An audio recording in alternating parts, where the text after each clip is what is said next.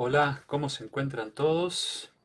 Espero que estén bien y dispuestos a escuchar un nuevo tema. Y en esta ocasión vamos a hablar de la tragedia al triunfo. ¿De qué se trata esto? Bueno, vamos a analizar una parábola, una enseñanza que se encuentra en el libro de San Lucas capítulo 15. Es una historia un tanto conocida por muchos. Quizás algunos de ustedes no la conozcan o no estén bien familiarizados con esa historia, y tiene una enseñanza realmente tremenda para nosotros, y por eso la titulé a esta historia o este tema, de la tragedia al triunfo, porque de eso se trata. Y vamos a comenzar, como siempre, orando para que Dios nos acompañe en este análisis cuidadoso que haremos de esta historia, y que Él nos ayude a sacar una buena lección espiritual para nosotros. Así que haremos esta oración y comenzamos entonces enseguida, ¿sí? Querido Padre, te agradecemos por la vida, por la salud, por tenernos aquí convocados para analizar un nuevo tema. Pedimos que sigas iluminando nuestra mente cada vez que abrimos tu palabra, para que ella pueda encontrar un lugar en nuestros corazones, y que estas enseñanzas que vamos a extraer en esta oportunidad de esta parábola, de esta historia, pueda eh, ser de gran beneficio espiritual para todos los que aquí estamos. Pedimos tu presencia y tu bendición por cada uno de los presentes y por los que entrarán luego, en el nombre de Jesús. Amén. Bueno, entonces vamos a introducirnos ya a este tema, y como les dije, está basado en el capítulo 15 de San Lucas, en el Nuevo Testamento, versículos 11 en adelante. Esta es la parábola del hijo pródigo. A ver si ustedes recordarán, aquellos que ya conocen la Biblia seguramente han escuchado diferentes enfoques que se dan sobre esta historia apasionante. Eh, y en realidad, ¿qué significa pródigo? Porque muchos dicen, bueno, sí, la parábola del hijo pródigo, pródigo, pero ¿qué quiere decir pródigo? En el diccionario dice que pródigo, o una persona pródiga, es que gasta sin cuidado lo que tiene. Y de eso habla esta historia, habla de un hijo que malgastó, prodigó, pienso que sería el uso de la palabra, lo que su padre le había dado como herencia. Así que el hijo pródigo, podríamos decir el hijo gastador, el hijo eh, que despilfarró sus bienes, ¿no? Quiero saludar a Martín, mi querido sobrino. Qué bueno que estás ahí, Martín. Espero que estés bien, tu familia también. A Jesse, saludando en inglés ahí, good afternoon. Muy bien. Eh, Alberto está allí, bienvenido. Víctor Hugo. Bueno, William. eh, Qué lindo tenerlos aquí nuevamente. Así que vamos a hablar de esta historia. Entonces, antes vamos a leerla. Lucas 15, versículo 11 en adelante. Y esta historia que Jesús relata dice así: un hombre tenía dos hijos. El menor de ellos dijo a su padre: Padre, dame la parte de los bienes que me corresponde. Y el padre repartió los bienes. No muchos días después, juntándolo todo, el hijo menor se fue lejos a una provincia apartada, y allí desperdició sus bienes. Ahí viene lo de pródigo, ¿no? Desperdició sus bienes viviendo perdidamente. Y cuando todo lo hubo malgastado, vino una gran hambre en aquella provincia y comenzó a faltarle. Y fue y se arrimó a uno de los ciudadanos de aquella tierra, el cual le envió a su hacienda para que apacentase cerdos. Y deseaba llenar su vientre de las algarrobas que comían los cerdos, pero nadie le daba. Y volviendo en sí, dijo, ¿cuántos jornaleros en casa de mi padre tienen abundancia de pan? Y yo aquí perezco de hambre. Entonces el muchacho empezó a reflexionar y dice la historia, que él dijo esto, me levantaré e iré a mi padre y le diré, Padre, he pecado contra el cielo y contra ti. Ya no soy digno de ser llamado tu hijo. Hazme como a uno de tus jornaleros. Y levantándose vino a su padre, y cuando aún estaba lejos, lo vio su padre, y fue movido a misericordia, y corrió y se echó sobre su cuello y le besó. Y el hijo le dijo, Padre, he pecado contra el cielo y contra ti, ya no soy digno de ser llamado tu hijo. Pero el padre dijo a sus siervos, saquen el mejor vestido, vístanlo, y pónganle un anillo en su mano y calzado en sus pies. Y traigan el becerro gordo y mátenlo, comamos y hagamos fiesta. Porque este mi hijo muerto era, y ha revivido, se había perdido y es hallado. Y comenzaron a regocijarse. O sea, hubo una gran fiesta allí, eh, y una buena comilona, celebrando el regreso del hijo pródigo, el hijo que gastó toda la herencia que su padre le había dado a pedido de él. Ahora, ¿qué enseña esta parábola? Todas las parábolas o historias que Jesús deja en su palabra siempre tiene un objetivo, dejarnos una enseñanza. No son historias para recrearnos nada más, pasarlo bien, entretenernos, sino para sacar una historia, una enseñanza, ¿no? A partir de estas historias. ¿De quién es el símbolo ese Padre? Bueno, el símbolo de nuestro Padre Celestial, nuestro Dios. ¿Y el Hijo a quién simboliza?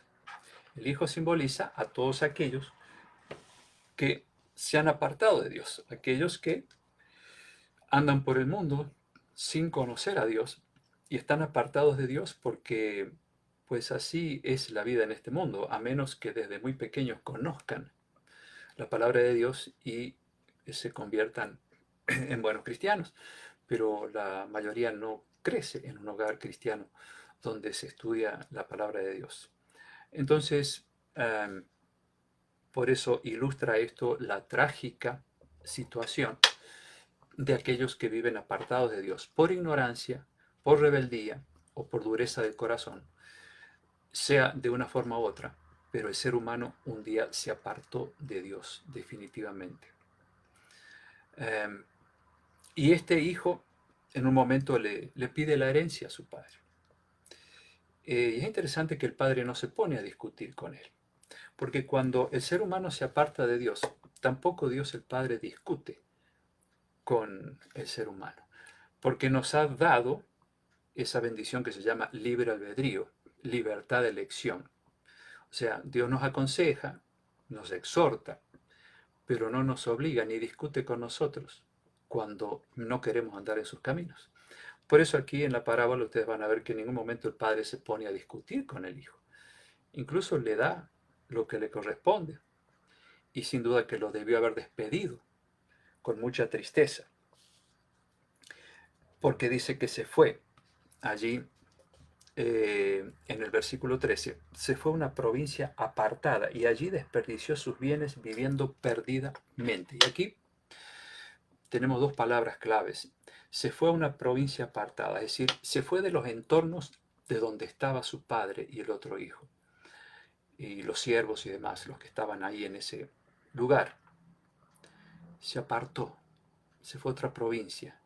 Y es lo que pasa con los seres humanos cuando no buscan a Dios, están apartados, viven en la provincia del pecado, en la provincia de los malos caminos del mundo, donde este joven dice, desperdició sus bienes viviendo perdidamente. ¿Y qué es vivir perdidamente? Bueno, voy a usar algunos textos para poder ilustrar esto, porque hay gente que cree, bueno, yo estoy bien así, yo creo en Dios, no soy mala persona. Sin embargo, cuando no estamos conectados con Dios, no hemos aceptado a Jesús en nuestra vida como nuestro único Salvador, por más que creamos en Dios, vivimos en las cosas del mundo. Recuerden que la Biblia también dice allí en el libro de Santiago que los demonios también creen, pero tiemblan, dice, ¿no? No es suficiente creer, hay un compromiso de por medio que nosotros tenemos que hacer con Dios y que es entregarle a nuestra vida y dejar que Él dirija nuestros pasos, algo de lo cual hemos hablado ya muchas veces. Miren, en Efesios 4:17, San Pablo dice lo siguiente: los incrédulos andan en la vanidad de su mente, teniendo el entendimiento entenebrecido, ajenos de la vida de Dios. ¿Por qué? Por la ignorancia, dice San Pablo, y dureza de su corazón. Es decir, lo que Pablo dice aquí es lo que pasa en muchas personas. O sea, son creyentes, pero son incrédulos de lo que Dios puede hacer en sus vidas. ¿Queda claro? Yo puedo creer en Dios, pero si leo su palabra y no creo en las promesas o no creo en los mandamientos y en todo lo que Él me enseña, pues soy un incrédulo. Y también soy un incrédulo si prefiero andar viviendo conforme a mis propias ideas y no a las ideas de Dios. O sea, no quiero creer en lo que Él me pide. eh, por lo tanto, soy un incrédulo. O no quiero amoldarme a lo que Él me pide. Y por lo tanto, como dice San Pablo, somos ajenos a la vida de Dios por la ignorancia y dureza del corazón. Ah, hay dos cosas. Mucha gente, al no conocer a Dios, pues Dios no los culpa, porque la ignorancia no requiere responsabilidad. Pero sí la dureza del corazón. La dureza del corazón es cuando oímos, leemos la palabra de Dios y no queremos compromiso con ese Dios de amor. Entonces allí entra lo que es la dureza del corazón. De todas maneras, en ambos casos, el ser humano está separado de Dios.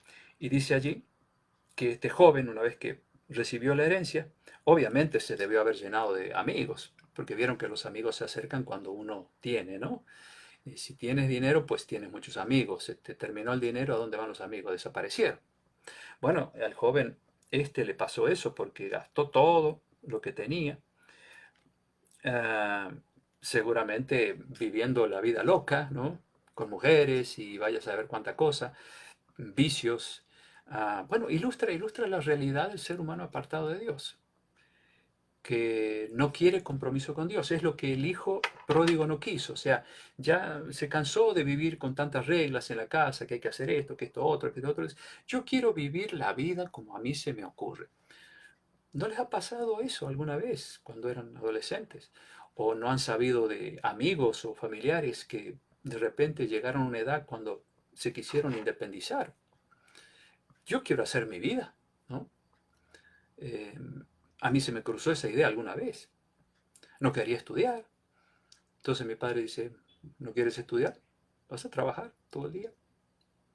Y yo puse en la balanza y dije, no, me parece que papá tiene razón y prefería estudiar.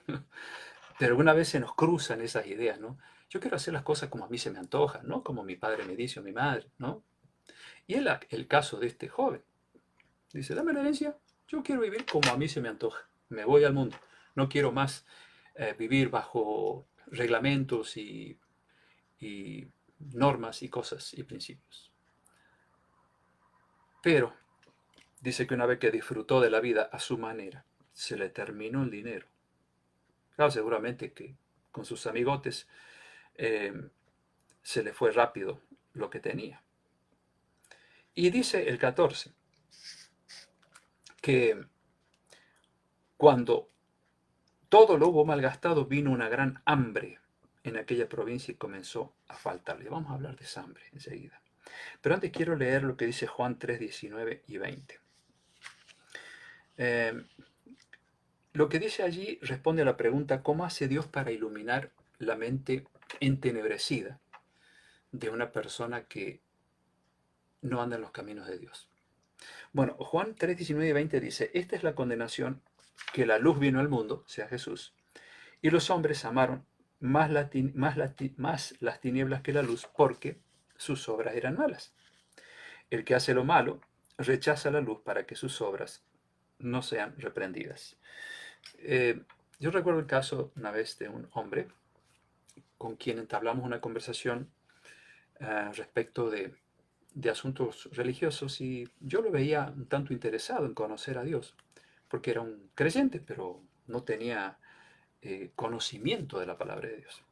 Entonces le dije, mire, yo lo veo muy interesado en conocer las cosas de Dios. ¿Quiere que hagamos un estudio bíblico? Yo puedo venir 1 o 2 veces a la semana. Él tenía un negocio. Y quizá al final, cuando usted cierra, eh, o en algún momento que usted para, podemos estudiar. Y él me dijo una verdad que yo nunca me olvidé. Me dice, a mí me gustaría estudiar la Biblia, pero yo no quisiera que ella me diga mis fallas. Yo estoy seguro que si estudio la Biblia voy a tener que cambiar en muchas cosas. Por lo tanto, prefiero no estudiarla. Y esto es lo que dice precisamente San Juan capítulo 3, 19 y 20. La luz vino al mundo, los hombres amaron más las tinieblas que la luz, porque sus obras eran malas. Entonces, el que hace lo malo, dice así, Jesús dice esto, rechaza la luz para que sus obras no sean reprendidas. O sea, este hombre no quería que Dios reprendiera su conducta. Entonces prefirió continuar en la ignorancia. Y eso es algo perjudicial para la persona, porque no está conociendo o no está queriendo conocer el camino que lo lleva a la verdadera felicidad. Pero bueno, hay gente que piensa así. Juan 12, 35 y 36, allí Jesús dice, anden en la luz para que no los sorprenda las tinieblas, porque el que anda en tinieblas no sabe a dónde va. La mente de este joven estaba entenebrecida, la del hijo pródigo. No sabía dónde estaba parado, pero pensaba que dentro de todo lo que hacía era correcto. Hay un salmo, Salmo 119, 105, que dice, lámpara es a mis pies tu palabra y lumbrera a mi camino. La única forma en que el hombre puede regresar a Dios y puede estar en conexión con la luz es a través de la palabra de Dios que lo va conduciendo hacia el Padre, del cual alguna vez se apartó. Ahora, ¿de qué sirve tener una linterna si no la usamos? Yo recuerdo cuando niño solíamos ir a un bosque a unos 15 kilómetros de mi ciudad a cazar palomas en pleno invierno, en la noche. Y las palomas se sentaban allí muy cerca nuestro. Y yo no era de tirarles con nada, ¿no?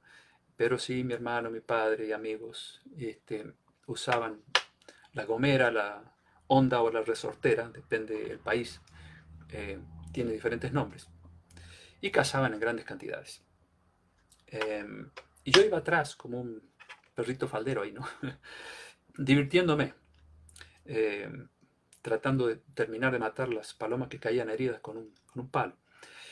Y llevábamos un farol, obviamente, alguien siempre se encargaba de llevar el farol, era el que llevaba la peor parte, porque tenía que estar todo el tiempo ahí, horas, ¿no? Claro que se turnaban, pero no era nada agradable andar con eso ahí, viendo que los demás se divertían cazando.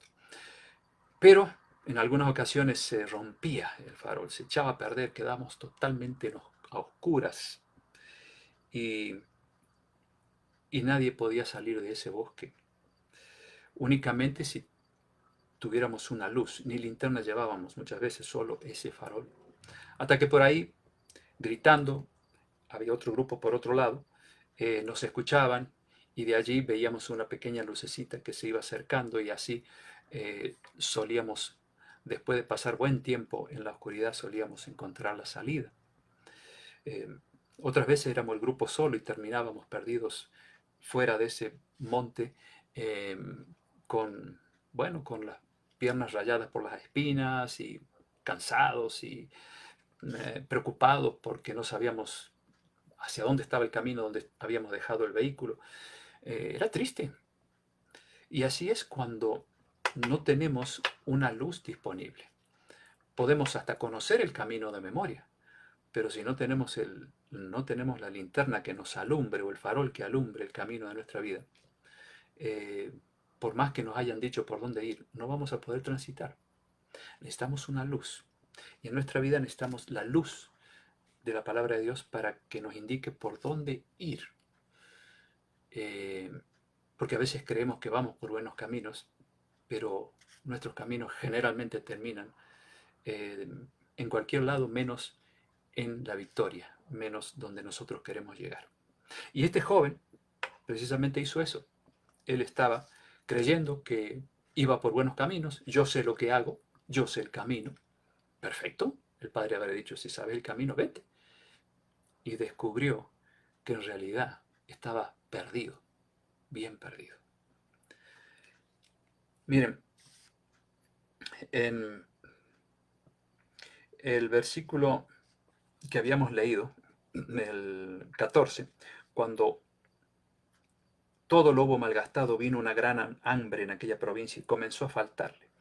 Y el 15 dice, fue y se arrimó a uno de los ciudadanos de aquella tierra, el cual le envió a su hacienda para que apacentase cerdos. Fíjense a quién recurrió este joven. Él en ese momento podría haber dicho, bueno, veo que me salió mal el plan, veo que papá tenía razón. No, fue y buscó consejo de un amigo. Claro, tenía tanta hambre, el dinero se le había acabado y terminó cuidando cerdos, que para un judío es algo denigrante, es como un insulto tener que estar cuidando cerdos. Y dice luego que deseaba llenar su vientre de las algarrobas que comían los cerdos, pero nadie le daba. Es decir, tuvo que terminar comiendo comida de cerdo, las algarrobas. Y no se satisfacía su hambre, porque el alimento, amigos, que nos provee el mundo, estamos hablando del alimento espiritual, el alimento moral, nunca satisface el hambre espiritual. Y desgraciadamente los seres humanos buscan orientación en los seres humanos y no en Dios. Como este joven, que podría haber inmediatamente recapacitado, decir, no, me vuelvo ya mismo con mi padre. No, él insistió, él como que porfiadito estaba.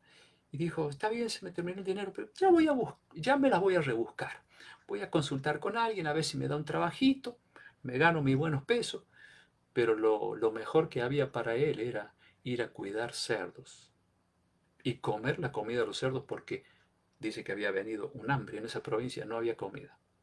Qué triste situación. Ahora, eh, dijimos recién que lo único que puede alumbrar la mente de una persona apartada de Dios es la palabra de Dios, la cual tiene incluso poder para transformar la manera de pensar de una persona que cree que está andando por los caminos correctos y que termina finalmente en el fracaso. En Hechos 20:32 dice que San Pablo dice, les encomiendo a Dios, le habla a los cristianos y a su mensaje, que tiene poder para edificarlos y darles herencia. Allí, entre tantos otros pasajes, se nos dice que la palabra tiene poder, tiene algo que ningún otro libro puede hacer, y es transformar nuestra mente, nuestro corazón, y darnos la luz para saber por dónde caminar en nuestra vida. En el Salmo 33, versículo 6, dice, por la palabra de Dios fueron hechos los cielos y todo su ejército, por el aliento de su boca. O sea, Dios dijo, hágase la luz y la luz se hizo, hágase esto otro y lo otro se hizo, hágase. ¿Y por qué se hizo? ¿Por qué creó? Porque la palabra de Él tiene poder. Entonces, si la palabra de Dios tiene poder, cuando leemos este libro, el mismo poder que trajo a la existencia este mundo es el mismo poder que está a nuestro alcance. ¿Se dan cuenta? Dios no cambia. Dios tiene un remedio a nuestro alcance y que es su palabra. Es la medicina para nosotros. En Génesis 1:1 al 4, allí el comienzo de la historia, dice que la tierra estaba desordenada y vacía, que en realidad la traducción más correcta sería desadornada, ¿no? Y vacía. Y el Espíritu de Dios se movía sobre la faz de las aguas y Él adornó todo. Sea la luz y fue la luz, y separó la luz de las tinieblas. Y Dios puede hacer lo mismo con nosotros. Separar las tinieblas, en este caso, de la luz y hacer que haya luz en nuestra vida, así como hubo luz en este planeta cuando Él inició la creación. Él puede también ordenar nuestros pasos, porque cuando nos encuentra apartados de Él, estamos desordenados, estamos desadornados. No hay nada lindo en nosotros. Y todavía a veces nos justificamos diciendo, yo soy bueno, yo no le hago mal a nadie. ¿Cuántas veces hemos dicho eso? Pero San Pablo dice, no hay bueno ni aún uno. Todos se desviaron, todos se fueron del camino, todos cayeron. Nunca querramos justificarnos ante Dios. Ni siquiera Cristo, cuando habló con aquel famoso joven rico, ¿no? Y que le dijo, maestro bueno, ¿qué haré para heredar la vida eterna? Y Jesús dijo, no me llames bueno, porque bueno hay uno solo que es el Padre. Tremendo. Por lo tanto, cuando Dios nos encuentra, así como encontró la tierra desadornada, vacía, y el Espíritu de Dios empezó a traer orden y poner las cosas en una forma muy diferente, la empezó a adornar, a ponerle belleza, y puso luz, y sacó las tinieblas. Así puede hacer con nosotros Dios cuando nosotros le permitimos que Él lo haga. De lo contrario, Él es muy respetuoso y no va a hacer nada. 2 Corintios 4:6, me gusta lo que dice aquí San Pablo. Porque Dios, que mandó que de las tinieblas resplandeciese la luz en nuestros corazones para iluminación del conocimiento de la gloria de Dios en la faz de Jesucristo. Dios mandó de las tinieblas, o mandó que de las tinieblas resplandeciera la luz, así como fue en el Génesis, en el origen. Así también Él hace una comparación, ¿no? De que la luz de Cristo, la luz del conocimiento de la palabra de Dios, ilumina también nuestra vida. Y de esa forma, entonces, comienza el camino de regreso al Padre. Es lo que este joven pródigo en algún momento llegó a pensar. Gastó todo lo que tenía, vino un gran hambre, buscó trabajo, terminó cuidando cerdos. Y obviamente, ¿cómo podía él satisfacer su hambre? Comiendo solamente algarrobos. Saben, amigos, en este mundo hay mucho algarrobo. La gente come cualquier cosa. Y no me refiero a la comida material, física, me estoy refiriendo a la comida moral y espiritual. ¿Qué alimento espiritual provee este mundo? El único alimento que vale es el pan de vida, la palabra de Dios. Lo demás, algunas cosas buenas sin duda hay, pero mayormente está lleno de algarrobos en este mundo.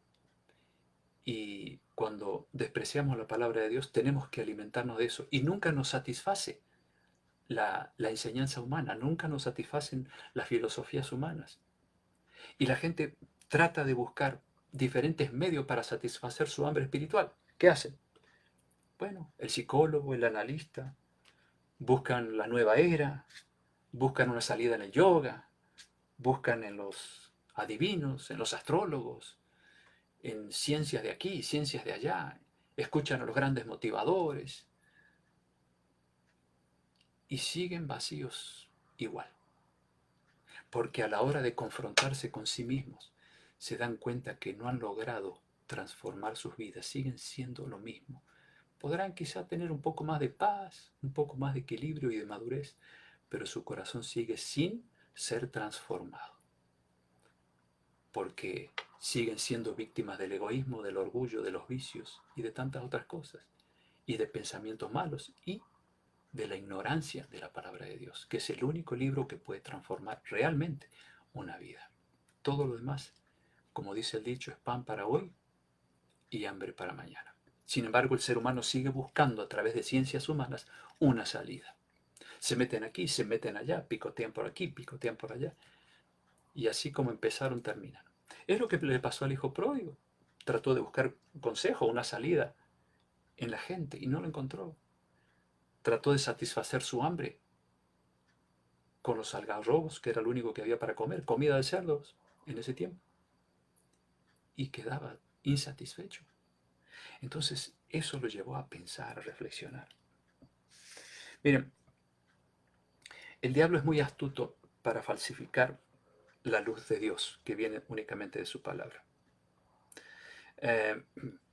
Pero hay un problema. Nosotros podemos leerla de tapa a tapa, y si no permitimos que esa palabra cambie el rumbo de nuestra vida con el poder de Dios, porque su palabra tiene poder, ya lo hemos visto, no nos sirve de nada. La palabra está escrita para cambiar el rumbo de nuestra vida, y Dios ha prometido que lo va a hacer. Y lo que este joven estaba experimentando era ese deseo de algo superior. Cuando ya él veía que no podía solucionar su problema, porque cuando viene el hambre, entonces viene entonces la gran preocupación. ¿Qué hago ahora? ¿A quién recurro? Y en el versículo 16, vamos a leer el 17, volviendo en sí, o sea, como que recapacitó este joven, dijo, ay, cuántos jornaleros en casa de mi padre tienen abundancia de pan, de comida, y yo aquí perezco de hambre. ¿Saben, amigos, que los cristianos tienen abundancia de pan? Porque cuando tienen un problema, entonces van a la palabra de Dios, se llenan de las promesas de Dios, de la paz de Dios, de la luz de Dios. Entonces viven tranquilos aún en medio de las dificultades. Pero cuando rechazan el mensaje de Dios, siguen sufriendo el hambre espiritual que nada ni nadie puede satisfacerla sino solamente Dios. Ahora, ¿de qué otra forma el diablo trata de sustituir la palabra de Dios para que el ser humano no la busque, sino que busque por otro lado la salida? Bueno, el diablo sustituye la palabra de Dios con tradiciones humanas y dogmas humanos. El diablo hizo modificar los 10 mandamientos, ya lo hemos estudiado. No son los mismos aquellos que aprendimos de niños que los que están en la Biblia. ¿Por qué? Porque el diablo es especialista en tratar de deformar la luz de Dios para que no ilumine el corazón del ser humano. Al contrario, para que lo lleve más a las tinieblas. Otra cosa que ha deformado él es la forma en que el ser humano piensa que puede llegar a Dios. Cuando en realidad, cuando veamos la parábola más adelante, el padre no le pidió que hiciera ningún mérito al hijo al recibirlo, porque lo recibió con los brazos abiertos. ¿Qué hemos aprendido? Que para ganar el favor de Dios necesitamos hacer alguna obrita. En mi ciudad, de donde yo soy, Argentina, hay un lugar a 50 kilómetros de la ciudad donde yo nací. Y a esa ciudad, cada 1 de mayo, si mal no recuerdo, mucha gente va caminando hasta un templo que hay allí. Y son 50 kilómetros que caminar. Tenía una señora amiga, me dice, Rubén, este año yo me voy a caminar esos 50 kilómetros. Y yo, que era quizá muy curioso de saber por qué, ¿no? Le pregunté, ¿y para qué va a caminar eso? Es que yo tengo que ir a purgar mis pecados. Y le digo, pero Jesús dice, obediencia quiero y no sacrificio, misericordia quiero y no sacrificio. Sacrificio ya lo hizo Jesús en la cruz. No, pero yo quiero ir y que allí confesarme y después qué. No, después yo estoy limpia. ¿Y qué va a ser el siguiente año a partir de esa fecha? Bueno, yo sigo pecando y el año que viene vuelvo otra vez a confesarme aquí. Y yo le digo, pero usted está queriendo alcanzar el favor de Dios con un sacrificio físico. Dios no acepta eso. obediencia quiero y no sacrificio, dice Jesús. Lo que Dios quiere de usted es que le entregue su corazón. Ese es el sacrificio que Jesús quiere, no el físico. No sirve de nada. ¿De qué sirve lo externo si adentro usted va a seguir siendo lo mismo? Esos son sustitutos, amigos, que el enemigo de Dios ha creado para hacernos creer que el favor de Dios se logra de esa manera. Es un camino equivocado. Pero cuando vamos a la palabra de Dios entendemos que no es así como se alcanza el favor de Dios. Y esto nos enseña la historia. Miren, hablando de sustitutos, el otro día fui a una librería. No es una librería cristiana, una librería secular. Quería comprar una Biblia para niños de una niña que tuve el privilegio de bautizar. Ustedes habrán visto la foto ahí en Facebook el domingo pasado. Una niña de 10 años, un hermoso ejemplo. Y queríamos regalarle una Biblia ilustrada, bien bonita. Entonces le pregunto allí al Señor, ¿tienen Biblias aquí? Sí, venga, yo le voy a decir dónde están. Y me llevó por ahí unos recovecos aquí, por allá y allá, en un rincón. Había un sector donde había Biblias y historias bíblicas y nada más. O sea, no era mucho lo que había ahí, bien escondido. Pero eso sí, cuando yo entré a la librería, lo que había a la vista, en primer lugar, libros de Halloween, porque ya se viene esa fiesta satánica, libros de miedo, libros de ciencia ficción, libros Cuando en realidad lo que debiera estar primero ahí son las Biblias, ya sea para adultos, para niños, para lo que sea, pero material espiritual, o libros que contengan historias espirituales, con lecciones espirituales. No, en primer lugar, Halloween, en primer lugar, el diablo. Eso sí se vende. Y la Biblia allá en un rincón, que el hombre me tuvo que guiar porque no es fácil encontrar ese rincón. Perdidos allí, esos libros. Qué triste. Por eso el mundo está como está. Lo más importante, lo que salvaría al hombre de su tragedia, del pecado, es conocer la palabra de Dios.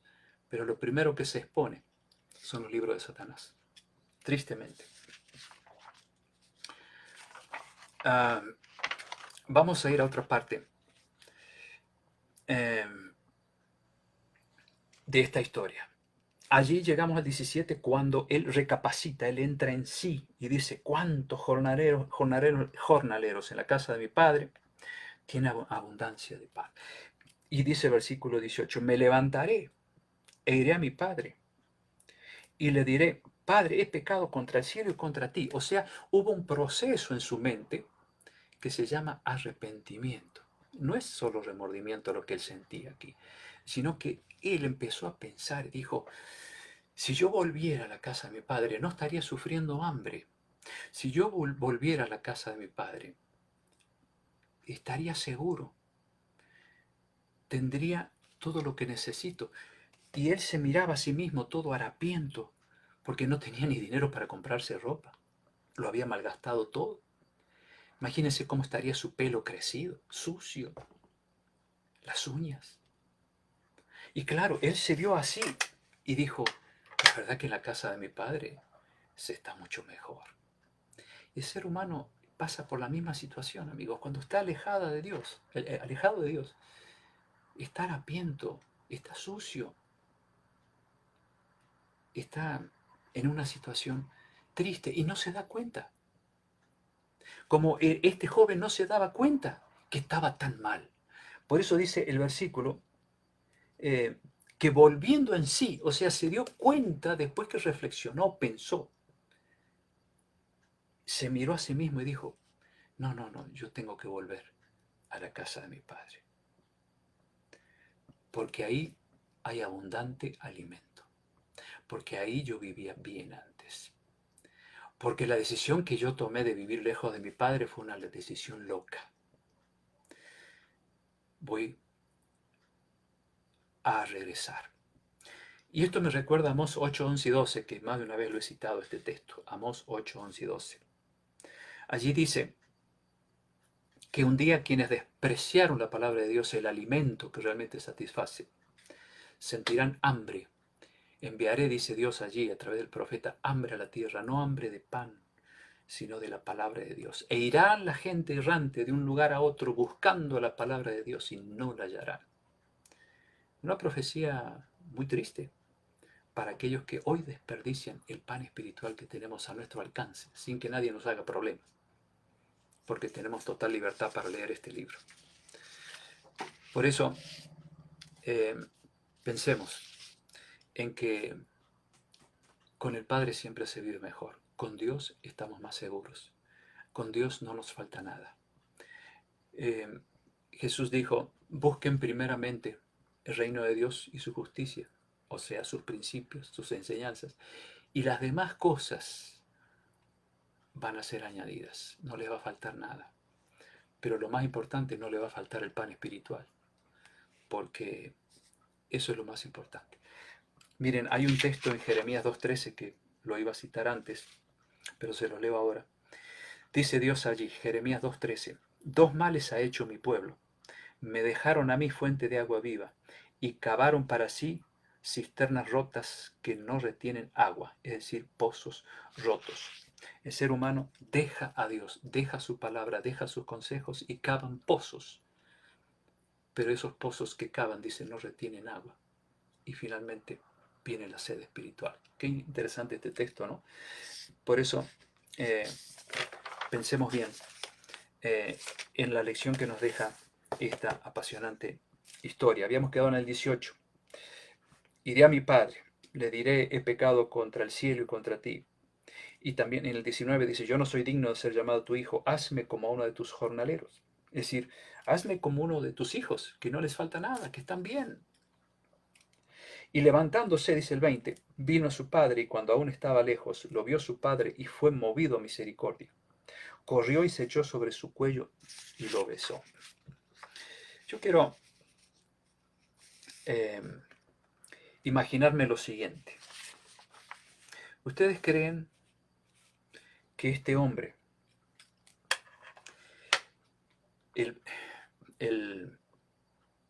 este joven, habrá dicho, yo creo que así como estoy, todo harapiento, sucio, oloriento, sin bañarme, quién sabe por cuántos días, con el pelo desgreñado, sucio, las uñas largas?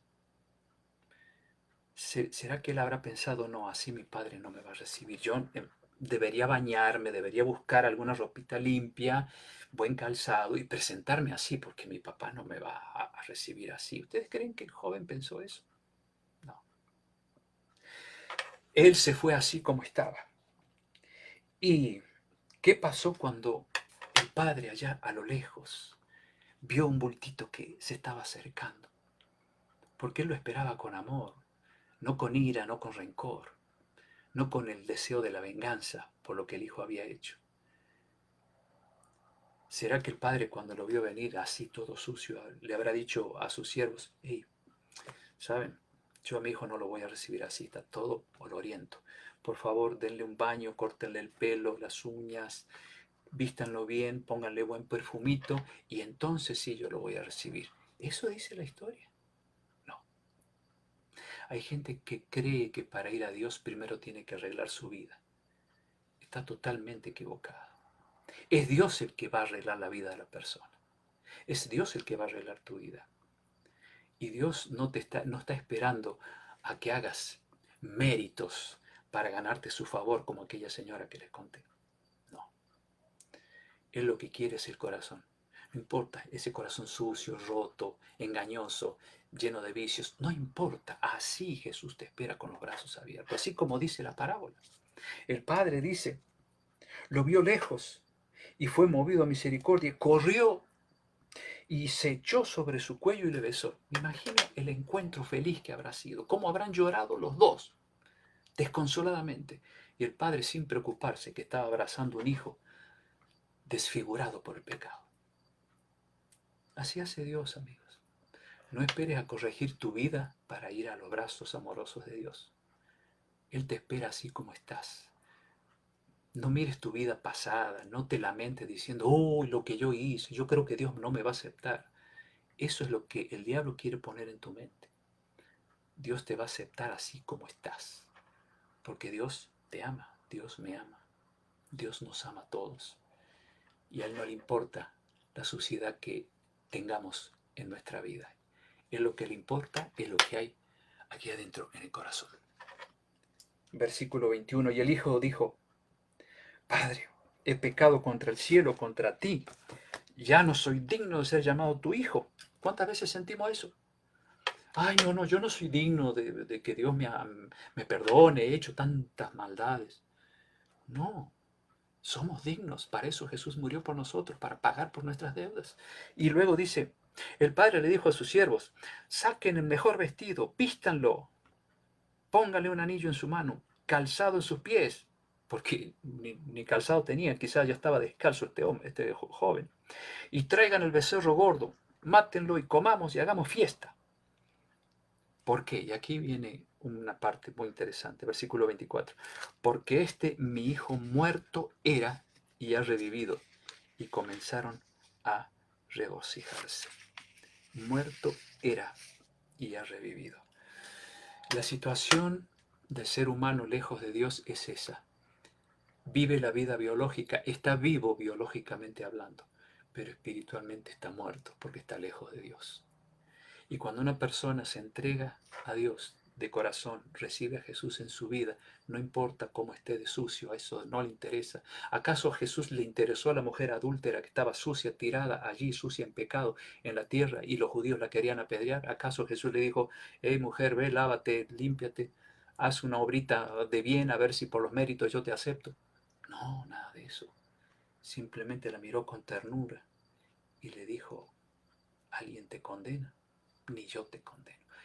Pero luego dice: vete y no vuelvas a hacer lo mismo, no peques más. Y eso es lo que mucha gente no quiere, por eso no se entrega a Dios. Como aquel hombre que me dijo: no, si yo estudio la Biblia, voy a descubrir que tengo que cambiar en algunas cosas.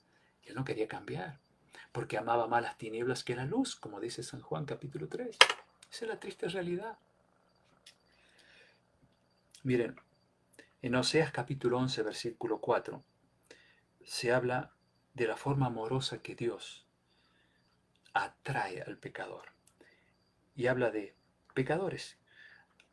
Y él dice: con lazos de ternura, con cuerdas de amor, los atraje.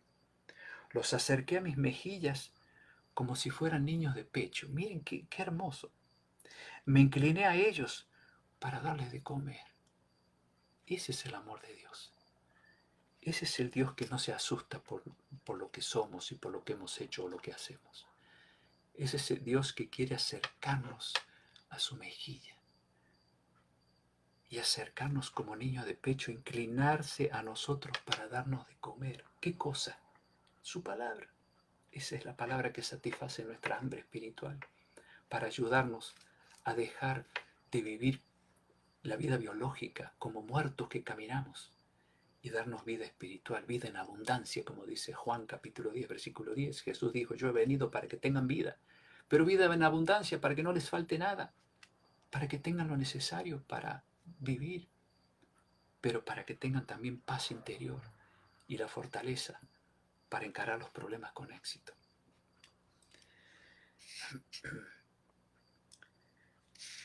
Ese es el llamado que Dios nos hace, a entregar nuestro corazón a Él, a cambio de nada, simplemente a cambio de nuestra voluntad, de entregarle a nuestra voluntad, que significa, en otras palabras, nuestro corazón.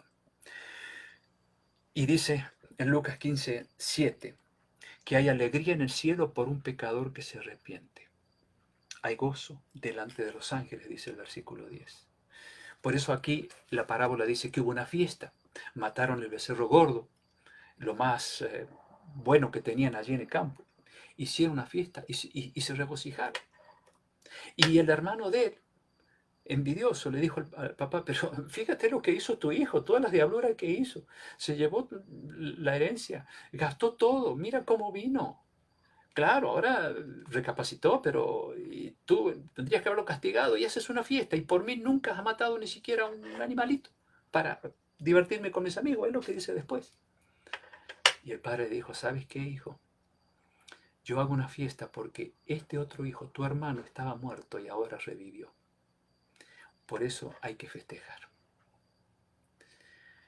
Y es cuando Dios quita entonces nuestras ropas sucias de nuestras propias ideas, de nuestras propias filosofías humanas, y entonces nos viste de una ropa diferente, la ropa de justicia, la ropa que significa la vida de Cristo.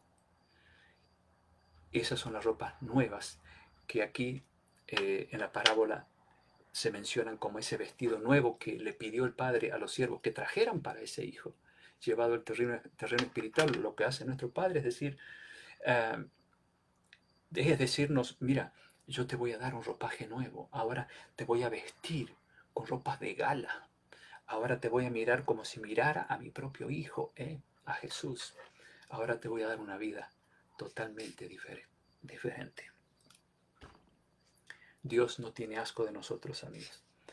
Y Él, cuando una persona se viene arrepentida a los brazos de amor de Él, entonces Él, ahí sí, procede a hacer lo que nosotros no debemos hacer. Nos limpia de todas nuestras impurezas y nos viste con ropas nuevas, las ropas de la vida justa y perfecta de Jesús.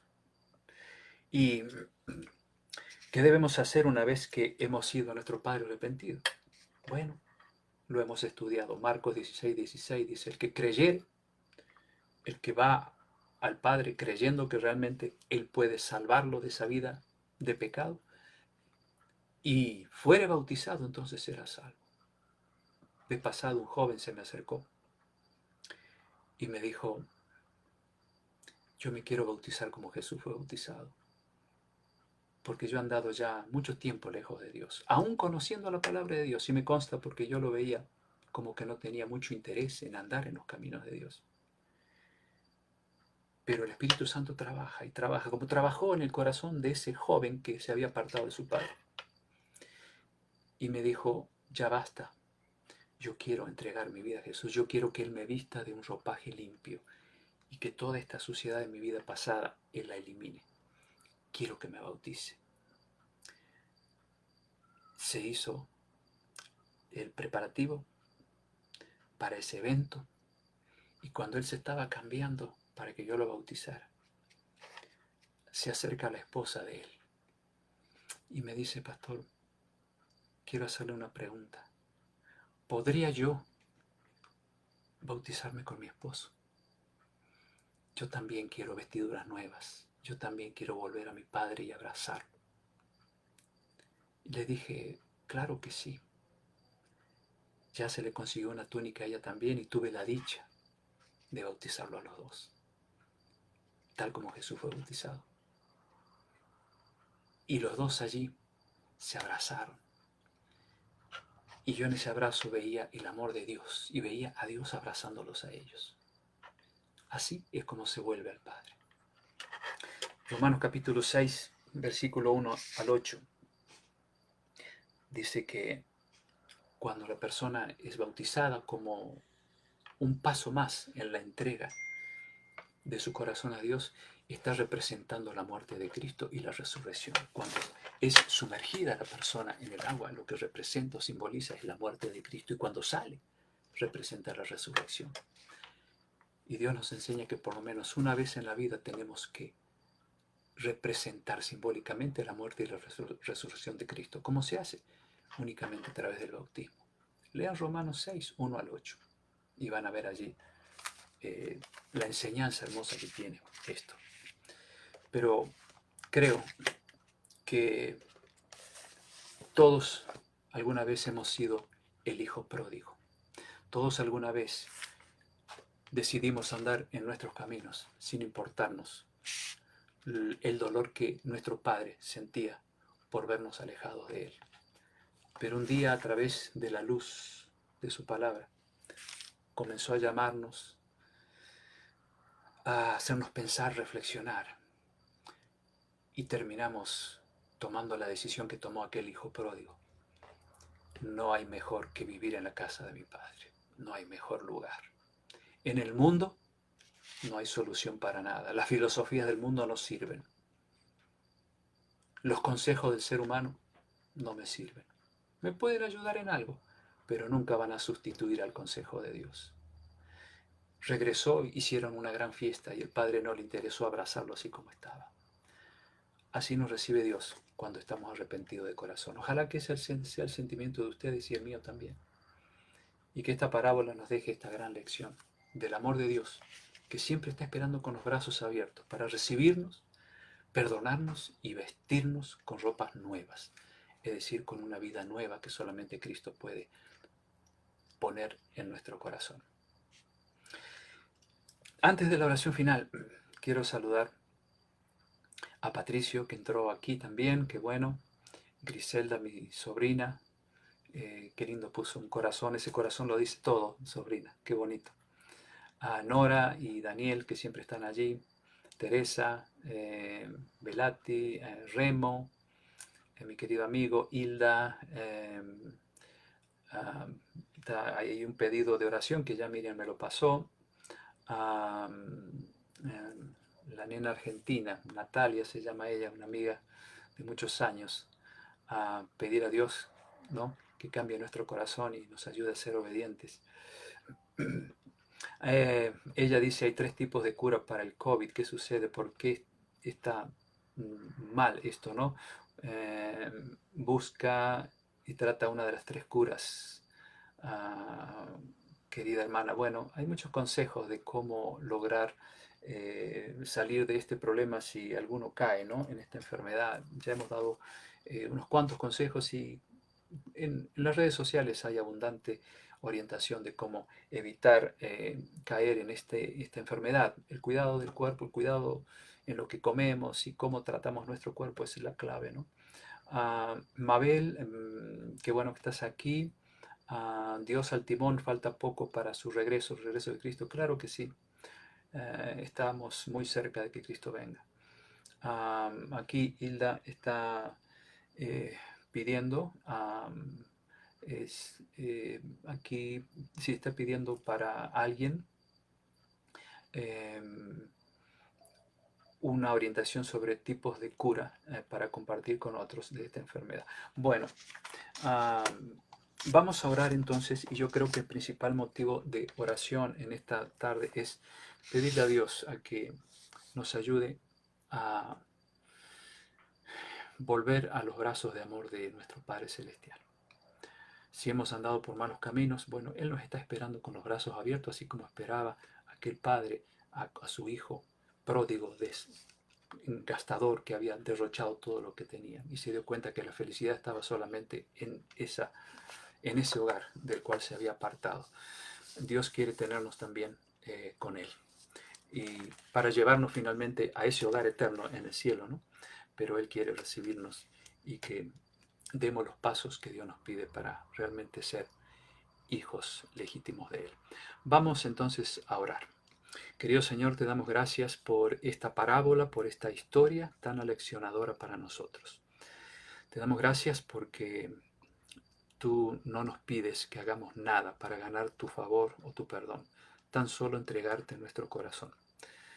Si hay alguno aquí en el grupo que no lo ha hecho, pedimos que tu espíritu hagas sentir ese deseo de entregarlo esta noche mismo en una oración, entregar ese corazón y decirle, Señor, aquí tómalo, te lo entrego porque es engañoso ese corazón, me ha llevado por malos caminos, me ha confundido, me ha llevado por lugares donde nunca pude encontrar la orientación para vivir una vida feliz. Y Señor, que ese sea el deseo nuestro, aún de aquellos que alguna vez le entregamos el corazón a Jesús. Tenemos que renovar ese paso todos los días, porque todos los días cometemos errores. Te rogamos que nos ayudes para que podamos finalmente un día estar en el hogar de nuestro Padre allí en el cielo, donde hay lugares que Jesús está preparando para todos los que lo aman. Y quiero poner en tus manos estos pedidos. Hilda está pidiendo por el cuñado de una amiga, Hulda, que está afectado por el COVID. Rogamos que intervengas con tu poder en el cuerpo de esa persona y lo liberes de esta enfermedad, Señor. También Natalia pide para que Dios cambie nuestros corazones para que tú, Señor, nos ayudes a ser fieles a tu palabra y a seguir sintiendo el deseo en nuestro corazón de conocerte más y mejor. Despídenos con tu paz y tu bendición, danos un buen descanso esta noche y el deseo profundo en nuestros corazones de andar en tus caminos. En el nombre de Jesús, amén. Bueno, que Dios me los bendiga. Ha sido un gusto compartir esta linda historia con ustedes. Que la paz de Cristo esté en el corazón de cada uno y nos veremos el viernes, si Dios quiere, ¿sí? Cuídense mucho y que Dios me los bendiga. Hasta luego.